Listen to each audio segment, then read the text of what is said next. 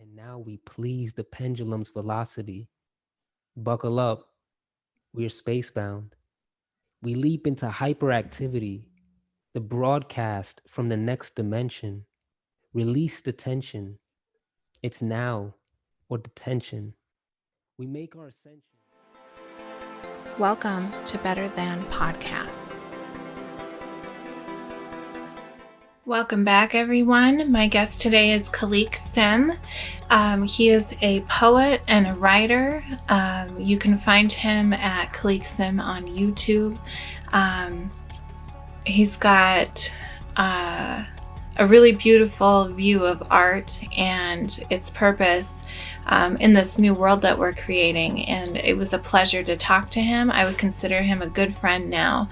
And I hope that you all check out his YouTube channel, check out his poetry. He's been making the podcast rounds also.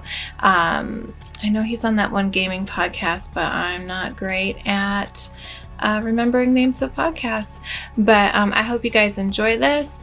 I wanted to bring you this because I think that this conversation really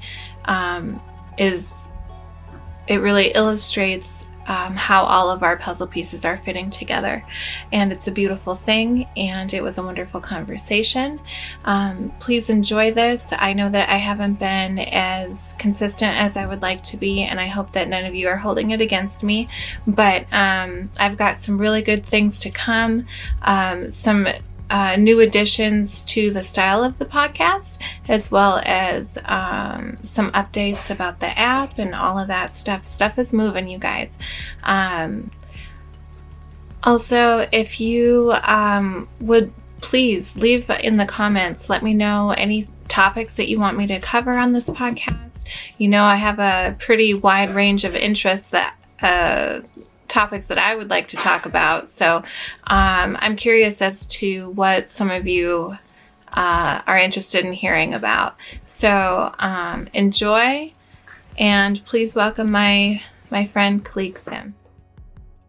I just want to be able to congregate with freedom-minded people, and just put out that energy that this freedom and these things that we hold dear to us are here right now, and we are going to take advantage and take stock of that. And I just want to be a part of that.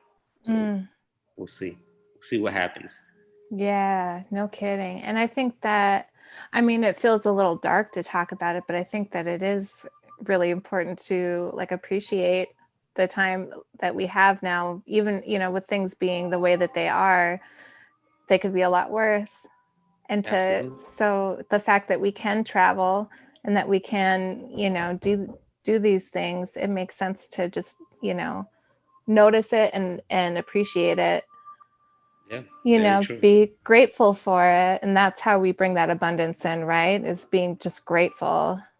Oh, yeah, absolutely. That's one of the main one of the main catalysts to why some of my buddies out here, we're really trying to push this freedom cell situation, because and I have a show that I host once a month, and this month's episode, I should say, is it's a spinoff of Kubrick's movie How I Learned to Stop Worrying and Love the Virus. Right, so that's a spinoff of the of Doctor Strangelove, Kubrick's version, but I changed the title, and I basically said that because I was like, hey guys, this is a great, and this is kind of my MO and why I wanted to choose that title. But I'm like, we gotta love this. We gotta love what's going on. We gotta appreciate the virus and this pendulum that is shifting the way it is, because this is an opportunity for us to not resist what's going on and just create something different, you know? Um, and that's what I was telling my buddies in the Freedom Cell. I was like, this is a great opportunity, man. We gotta love the virus for bringing us back together and helping us remember what is important, community, and these things. So I'm not sure where I was going with that, but love the virus. How did you wrap your head around loving the virus? In what way? In what way do you love the virus? I love it in a sense of I love the ocean, right? I love the waves. I love um, how nature always has its way, right? Like nature will always bring it back to where it needs to come, like the pendulum, you know. Mm-hmm. So it may seem somewhat morbid, or maybe the lack. That's not the exact word I'm looking for, but you know, Macabre. right, right. I've never heard that word, but if it Oh. fits, I'll use it. But yeah, like just appreciating it for what it is, because this is what the universe. This is not the first time we've been through this type of pendulum shift and this moment of crisis. That you know, crisis is what builds strong people, right? And this is how we have evolved to this moment because of these virus or this crisis moment that has helped us elevate and bring our civilization to plateaus and higher levels of consciousness. So love it. Mm-hmm. Don't Mm-hmm. resist it. Just be one with it and see it for what it is. And you know, obviously, I'm not saying fall in love with the vaccine or Dr. Bill Gates. I'm just saying like the crisis, the moment of of of transcendence, Mm-hmm. Mm-hmm. if that makes sense. Yeah, it does. I think that um, in like the idea of consciousness as a scale, um, there are times to, be a little bit more human, I guess, or more rooted in the physical reality of the world. And because that's how we're able to like function, in 3D reality, we're able to like set appointments and keep track of time and, understand that our body needs food and all of that stuff. So we have to be at times more rooted in the physical reality, but especially during times of crisis or times of trauma-induced consciousness. It's, for the most part, I like to live kind of in the middle. I don't want to have my head in the clouds all the time because you become ineffectual. And with that comes the idea of detachment, not having earthly attachments when you're completely of a cosmic mind, um, being destructive and angry and all of those things are way down at the bottom of the scale. I like to be like right in the middle. I like to have a little bit of a view of what's behind the veil, but also be very grounded and logical and rational in my approach to life. Sometimes there's an advantage, and I'm not talking about like spiritual bypassing, I think is what it's called, where you rationalize away bad feelings or bad emotions, um, as being, it's all part of the plan, or it's, whatever, so that you can detach yourself emotionally and you don't have to really feel the full physical reality of what that emotion is. Mm. But you can elevate your mindset. At least you can elevate your consciousness to the place where both things are true. Both things, there's a positive and a negative to everything. There's a pendulum Distinction. swing, there's a polarity to everything. And if you can elevate yourself to where you see a little bit more of the positive, Mm. in things, like honestly, this year might be one of the best years of my life, and it wouldn't have happened if it wasn't for a pandemic, if it wasn't for everyone's fear and the death of people that we shouldn't have had to lose. And if it weren't for all of those things, and I'm not saying that my happiness or my comfort level in life is worth somehow all of that terrible stuff happening. What I'm saying is that while it's this and that, right? While all of these terrible things are happening, these really beautiful things are happening too. Like, one of the most wonderful things that I'm seeing right now is people actually beginning to question the efficacy of our school system. And they're realizing that their child's education doesn't have to look anything like what they're told it is or it should be. That to me that's going to free an entire generation. And that's a beautiful thing. So, you know what I'm saying? Like, it's this and that. I can mentally, spiritually, I can kind of hold myself above it and see the whole landscape, as opposed to being in it and afraid of it. And I think that that's what you're talking about, is Yep. appreciating it. Yeah. No, I think I appreciate the distinction you made between like somewhat being detached from reality and having that like, oh, this is just the way it's supposed to be, and not kind of like not being present. So I appreciate that distinction, because it's true. Like, yeah, this is somewhat like you know kind of phenomenon that we're seeing kind of pan out, but we do have to be proactive emotionally, mentally, spiritually in what's going on. And I think that's very much important, to be able to distinguish that, and not just kind of be like new age and like, oh, just be present, but like be proactive, understand what's going on, and like put your best foot forward. Like I'm in gold time. Like a lot of my usernames lately has been crisis mode, because I'm in crisis mode. Like, let's do this. Like I'm not in response, like hyper response, and just act.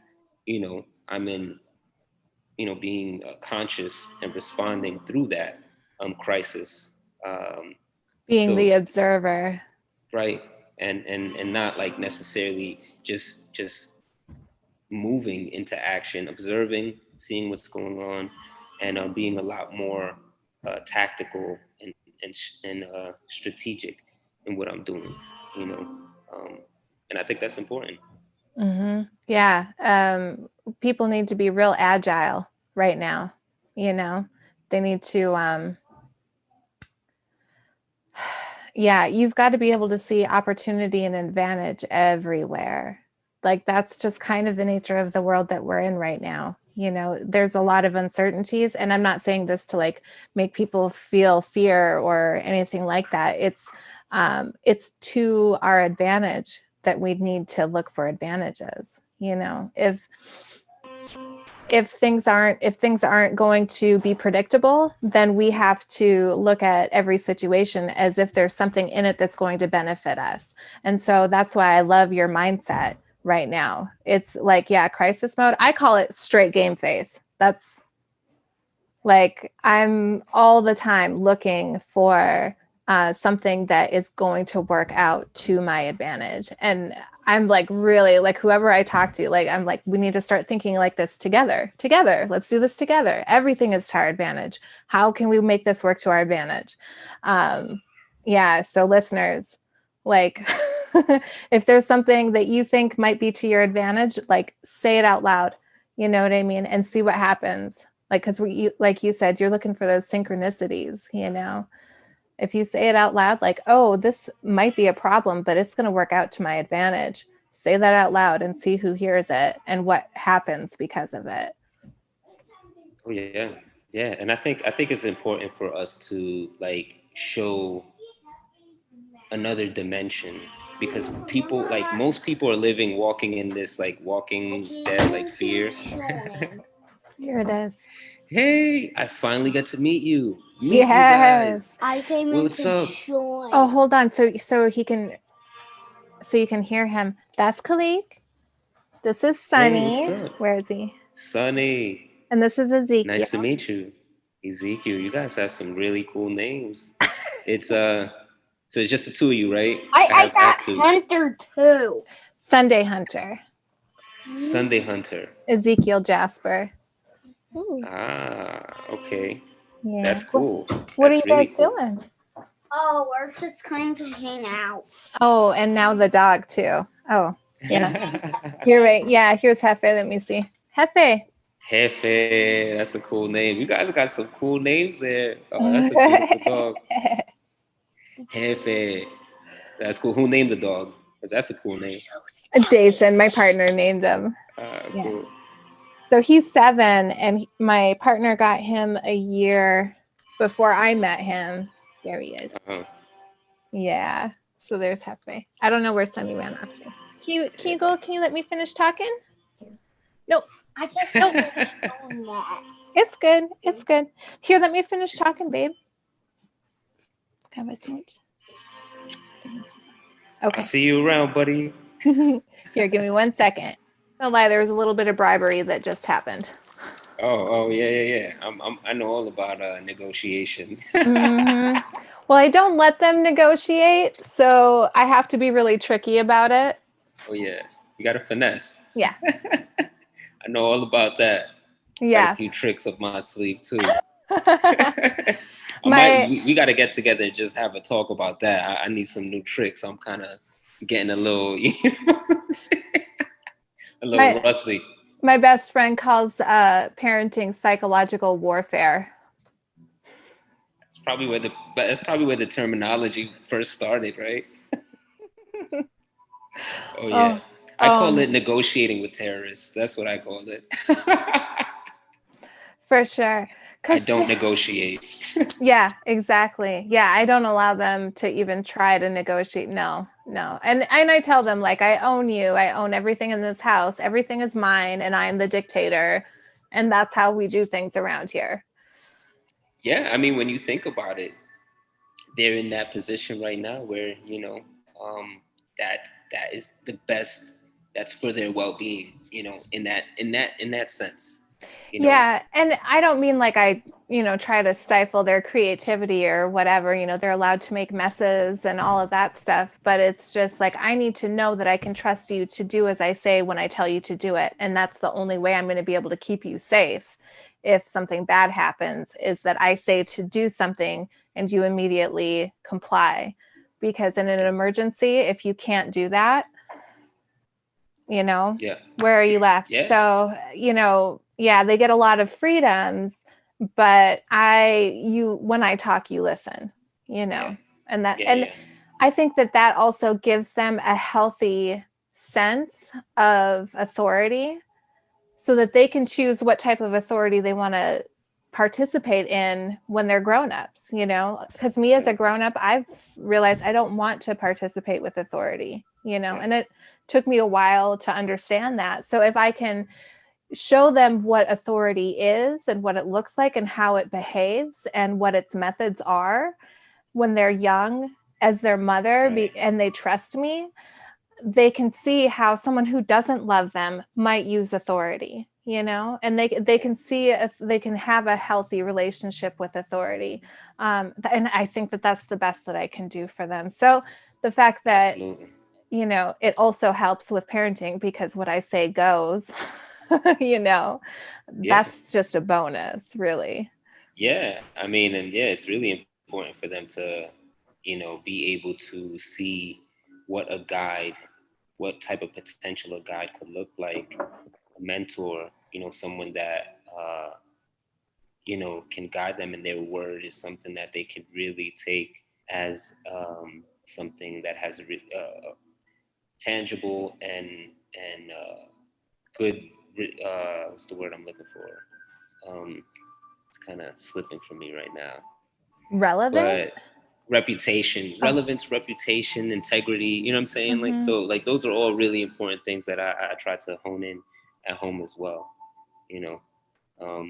But yeah, we definitely need to chat about some stuff, because I'm getting rusty over here. I need some new tricks. Okay, for sure. Yeah, maybe we should do a whole parenting podcast. We could have like all different, parenting. We could do a parenting roundtable. How awesome would that be? Oh man, I haven't even seen much of that actually. And I'm not saying it's not out there. I'm just saying, if you know something, please put it on I could use some more of that in my life for sure. Well, maybe that's something that Sounds we should like a good. Yeah, we should. Whenever I think like, oh, I wish there was a podcast about that, then I know I need to make that podcast. So there it is. there it is. Yeah, for sure. That sounds, I wonder if that's the one I could finally get my best friend to be on my podcast with. Be like, no, you have to. We're doing a parenting roundtable. She still has one of my best parenting advice, like, tips ever. Her girls, when they were like in middle school, one of them came home talking about some cute boy and was paying attention to her. And she said, listen, I don't care if you think boys are cute. I don't care if you talk to boys. You're not allowed to have a boyfriend. So that's none of my concern. But she said, don't you ever be a practice bitch. You let Mm, these boys go out and be stupid and make their mistakes and break girls' hearts. And then when they're in college and they've been hurt a few times and they've seen the other side of that a few times, and meanwhile, you've been learning yourself and strengthening your mind and, mm, setting yourself up to be in a good place in the world, then you give those boys the time of day. God mm. damn it. That was one of the best things. And she just laid it out so clear. Oh yeah, Don't that's be a solid. practice bitch. Yeah, that's keeping it real right there. That's Mm-hmm. definitely keeping it real, and I try to bring that at home as much as Mm-hmm. possible. Authenticity and just keeping it real, man. Because if you don't keep it real with the kids and with your children, somebody else is going to try to finesse them and try to do psychological warfare. So the sooner, and I was talking about this with somebody yesterday, um, in terms of like the extended adolescence. Like children are geniuses; they're so smart, and we try to extend their adolescence when we don't need to. Like they're super smart; they can totally understand these concepts that we're talking about. And unfortunately, public school, and a lot of the things in society extend an adult. I wouldn't say adulterate, but extends their immaturity and things Mm-hmm. like that. So I think that's keeping it real. Like they'll understand that 100%. Absolutely. Oh And yeah, we no practice bitches over here. You know what I'm saying? serious. Serious, right? But that, that could that's excellent advice for a middle school boy too. You Oh know? yeah. Why are you worrying about all of that other stuff? Getting yourself distracted. What's your game plan? What are you working on? What are you interested in? What's important to you? We don't ask our kids that. That's so true. No That's so wonder they're true, running man. around getting distracted by pretty shiny things. They don't know what they're supposed to be paying attention to. And they don't, like Hmm. you said, they don't teach them that in school. Yeah, and our villages are destroyed. So yeah, it may come from you, but back in the day, it was coming from 10 people. You had 10 people telling you not to be a practice bitch. Nowadays, but that's why the importance of ceremony and rituals and Mm, villages and mentorship is huge for me, and I definitely want to bring that to my kids, because I see how that has how that has been a stumbling block and an obstacle for me, for a long time. I'm 30 years old now, and I feel like I'm just now like I just kind of reached my bar mitzvah, so to speak. You know what I mean? Like I just I got do, handed yeah. the mantle. Like, okay, I think I got this thing called life, sort of. Finally, and I want them to have that a lot earlier than I did. What is going on? Call me. I'll be on that episode. Yeah, I want you on that episode. That sounds super good because like while you were talking I was just realizing like yeah, the saying it takes a village, like all of the adults that I allow to be close to my child or children are all people that they love them and they want to teach them. And I'm just realizing how fortunate a situation that is to be in. Right. Not, I mean, I wonder, how many people don't have, and yes, family, like blood family, like that's important, but ours isn't close. And I know a lot of people who aren't close to their families. And so they've kind of created their own families. And I wonder how many people, whether through luck or through actual intention, created those adopted families um, that will help support their children, or if it maybe I'm just lucky and a lot of people that aren't doing that consciously um, don't have that as a resource. Just on how to build that. What's that? Oh, I guess you're kind of frozen. Yeah, because as cool as you think you are with your kids, like a lot of the times, can you hear me? I can, but it's really laggy. There we go. All right, so yeah, well, this is a good segue anyway. I mean, what you were just talking about reminded me of my ayahuasca trip, you know, and I just did a went to a retreat to do ayahuasca for 3 days, and it was a 3 day ceremony, and it was a lot of pain. It's a lot of pain. Like that's kind of the exchange with the plant medicine. Like you gotta purge. There's this relationship with the medicine where you get these mind expanding premonitions and these revelations, but there is this exchange. You gotta either purge on some level, and it is somewhat painful, and that's some of what you're talking about. Like, yeah, I'm not necessarily sorry that we're going through this pain because it's necessary. The pain is necessary, just like it's necessary for, you know, I don't know, how diamonds are made with the pressure and how certain things, all those adages and metaphors. It's like you got to go through the pain to kind of rise up like the phoenix, you know what I mean, and be reborn. I mean, death is basically a chance for rebirth, you know, and that's one of the lessons that I learned from that experience doing ayahuasca. It's like the pain is necessary.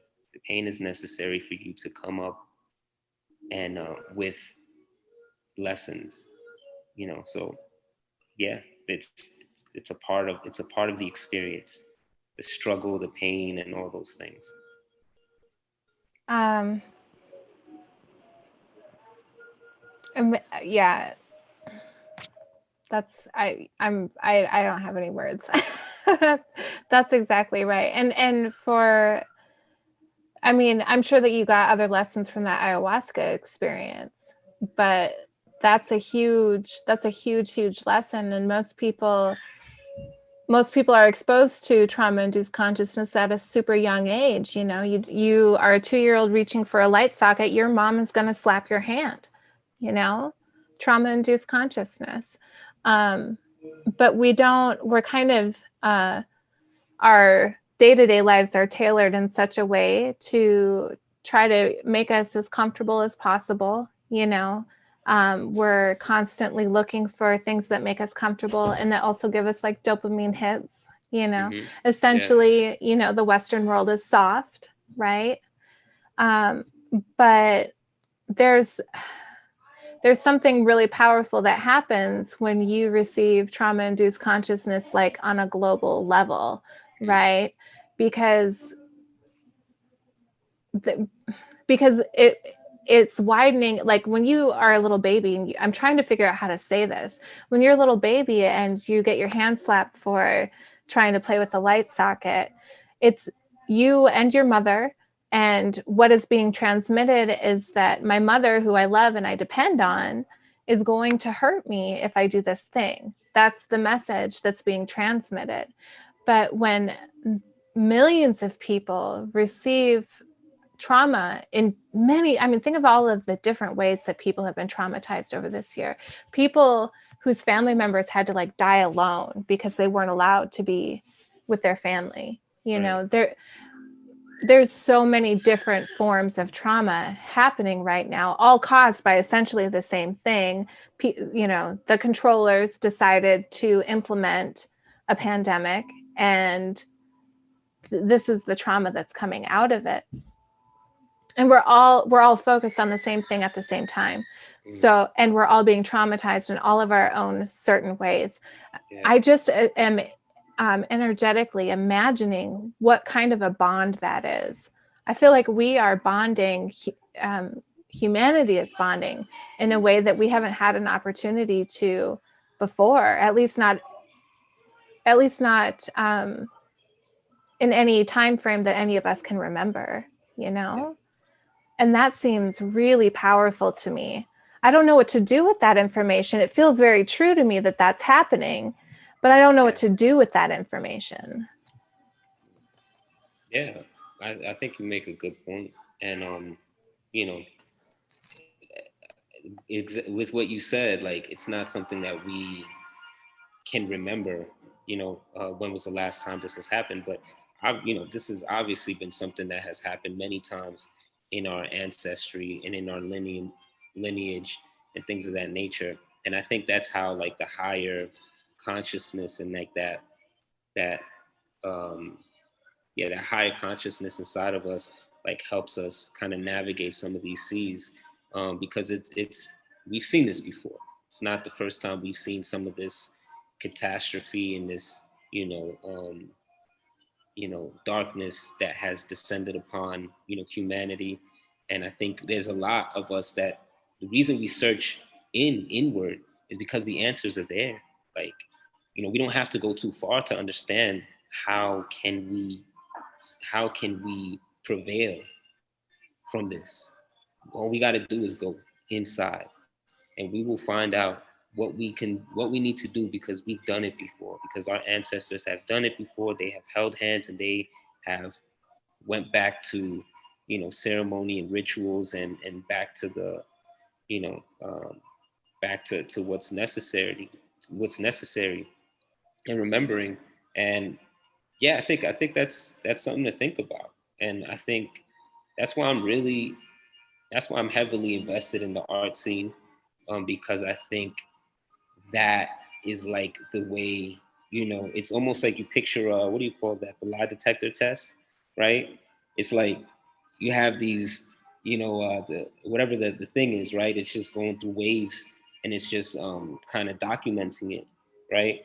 And through art is kind of our way of like consciously, subconsciously documenting all these waves and things that we're going through. And the pen, or the pen, or whatever it is just going off the Richter scale, because the art is just going to be blowing up to an extent where the powers that shouldn't be are going to try to suppress that. And I'm seeing it. I'm a conduit of art. I like to call myself right now a so I know Richard Grove, the navigator for autonomy. He is I forget the name. He's a historian, forensic historian, right? So like, I like to think of myself as like a forensic historian for art at the moment. Like, I don't know much about art, you know, pre, you know, not very much long, in decades long, but I can say right now, from what I'm seeing in today's age, at least from the rebel and the red pill art and like the truth art, like I'm seeing the art amplified on levels that probably haven't seen. Yeah, we've seen it, but it's gonna blow up, and I'm trying to collect that. And I think that's a way for us to come together in the Mm. music and the Mm. art, and it's all going to point us back to looking up, to looking upward and looking inward, right? As above, so below, and internally. And that's why like art is just, I'm trying to pick up that mantle, along with all my other brothers and sisters that are trying to pick up that mantle, whether it come in the shape of tarot readings, whether it comes in the shape of painting or poetry, or you know, architecture, whatever it is. Like, I'm trying to be that conduit and support those people in that area, because I think it's one of the ways that can bring us closer to each other. And I was just talking to somebody where I was like, "Yo, I want to get, I want to put some boots on the ground in my local community. I want to like do some open mics over here in Florida, in my community over here. Like, I want to be able to connect with the artists, not only virtually but in my community here, and like, collaborate and just try to push out that art. And I'm gonna send you I collect, I do this, I have this spreadsheet on Notion and on Google, and I got a bunch of playlists as well where I'm collecting all of the artists, comedians, um, animators, uh, poets, and all types of stuff, and I'm collecting them on these spreadsheets, and I'm just documenting all the art that is coming throughout this renaissance that is going on. And that's the name of the show that I got going. It's called Renaissance Revolution, and we're just trying to showcase, the art that's going on nowadays. And I think that's where Darby. No, so Darby said she watched me on the interview, but I think she had checked me out one time on the podcast. But I'm gonna share that, and there's some really amazing art that has, is not really getting the play because of mainstream noise and all this stuff. Like, doesn't allow them to break through those barriers. there's some beautiful stuff going on, and I just want to be able to help push that out there. Yeah, You know? whatever links you can send me. So you've got the Art Revolution podcast. Is that what it is? Yeah, it's called the Art Renaissance. Renaissance Revolution. Yeah. Renaissance Revolution. Oh, well, that's awesome. Yeah, whatever links, I'll put them in the description for sure. And I've got two things I want to say about that. And then I think we should probably wrap it up. I'm supposed to help my partner. He's catering today and I want to serve for him. So I really love when I get to do that because we do it at a brewery and everybody's having beers and eating food and they're so happy. I love doing it. So I should probably get to that job here soon. But I completely understand. Like when I finally got the concept of memes, like I'm such an old lady, dude, like honestly, but I just realized the ability to transmit such a, such well-refined, deep intellectual concepts in just an image is so powerful. It's so powerful. And I love, there's this artist that I just saw, but he does like meme paintings of like famous people or rich people. Like he's doing a series on Sacha Baron Cohen, and Sacha Baron Cohen is pissed. He's trying to like get him to like take it down, and I'm like, Sasha, you're an artist. What are you doing? Like, this is beautiful. He does like Ali G or whatever that character is, and it is powerful if you can get somebody to like get a direct download of information into their brain from an image and to do it well. Those people need to be at the forefront of people's consciousness. Like they need to be at the forefront of awareness so that these ideas can be spread. I mean, how long does it take to look at and understand an image? It takes seconds, you know what I mean? And then that image is stuck in your head and you can think about it and it plants seeds of ideas inside you. And that's how we grow. That's how we grow. And so that's like super powerful. I'm so glad that that's one of the missions that you're on. Yeah, that's one of my things right there. And I mean, I guess you could consider, some of these cave drawings and hieroglyphics, like some, prehistoric memes. You know what I mean? Maybe like we can look at it that way. You know what I'm saying? Yeah, like when you've got a cave drawing of a guy with a bow and arrow shooting them at a herd of elephants or whatever it is, like they're telling the people that come after him, this is how I got food. Look at this powerful concept in an image, So anybody who comes across that, oh, this is how that person got his food, That's powerful. It's life-sustaining, and it can be done like that in an image. Absolutely. And I'm excited for the art scene. I'm excited for just all the content that's being produced nowadays, and I encourage everybody to just I said this yesterday to one of my homies. I was like, yo, it's time to blitz. It's time. We're calling a blitz. We're calling a audible right now, and it's time to freaking attack with everything we got from an artistic angle, from content creation, from whatever it is, and just doing it with the utmost love and light, and just shining that light out there. Just blitz the world with light. That's what it's about right now. And that's all we could do. All hands on deck. All hands on deck. Word. Yeah, for sure. All right. Anytime. And if there's anything I can do for you, please let me know. But anytime you want to talk, like I'm here. I'm your buddy.